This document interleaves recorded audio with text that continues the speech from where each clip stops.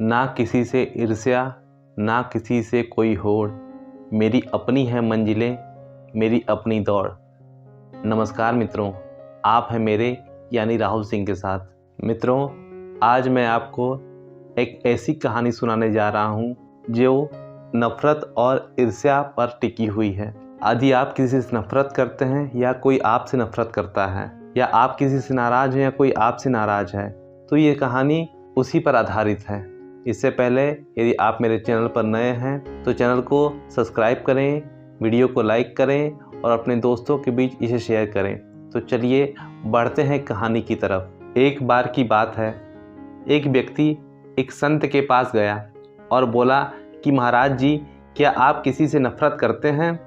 क्या आप किसी से नाराज़ होते हैं? क्या किसी का बुरा करने का ख्याल आपके मन में आता है? महाराज जी मुस्कुराए, बोले कि इसका जवाब दूंगा, पर पहले तुम्हें कुछ बताना चाहता हूँ। महाराज जी बोले कि मुझे दिख रहा है कि आज से ठीक 7वें दिन तुम्हारी मृत्यु हो जाएगी। वह व्यक्ति अवाक रह गया। संत ने बोला कि मैं 7वें दिन तुम्हारे सवालों के जवाब दूंगा। इसी तरह एक एक दिन व्यतीत होते रहे और संत ठीक 7वें दिन उस व्यक्ति के घर पहुँचे और बोले कि मैं तुम्हारे सवालों के जवाब देने आया हूँ।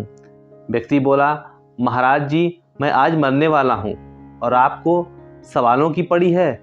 महाराज जी मुस्कुराए और बोले कि तुम आज नहीं मरने वाले हो, मैंने तुम्हारे सवाल के जवाब देने के लिए ऐसा बोला था। अब तुम कुछ सवालों के जवाब दो।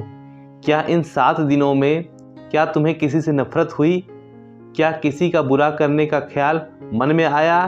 क्या किसी का अहित सोच पाए? क्या किसी का विरोध कर पाए? व्यक्ति बोला, महाराज, जब मैं जानता था कि मैं 7 दिन में मरने वाला हूँ तो मेरे पास किसी से नफ़रत करने की फुर्सत कहाँ थी। महाराज बोले, बस मेरे मन में कभी किसी के लिए कोई बुरा ख्याल नहीं आया, किसी से नफ़रत नहीं कर पाया, क्योंकि मैं जानता हूँ कि मृत्यु कभी भी आ सकती है। 7 दिन की छोड़ो, अगले पल का पता नहीं है तो नफ़रत करने की फुर्सत मुझे भी नहीं मिला। अगर इंसान इस सच्चाई को स्वीकार कर ले कि इस जीवन का कोई भरोसा नहीं, तो किसी के पास किसी का विरोध करने या फिर नफ़रत करने की फुर्सत ही नहीं मिलेगी। काश इस कहानी को सब समझ पाते तो कभी किसी का अहित न हो पाता, कोई किसी से नफ़रत न करता। तो मित्रों, ये कहानी हमें यही सिखाती है, यही शिक्षा देती है कि हमें अपने भाव, अपने विचार शुद्ध रखने चाहिए।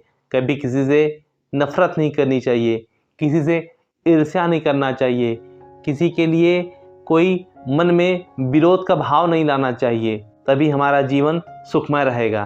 तो मित्रों, यदि आप मेरे चैनल पर नए हैं तो चैनल को सब्सक्राइब करिए, वीडियो को लाइक करिए और बेल आइकन भी दबा दीजिए, जिससे कि मेरे द्वारा डाली गई कोई भी वीडियो आपको सबसे पहले प्राप्त हो।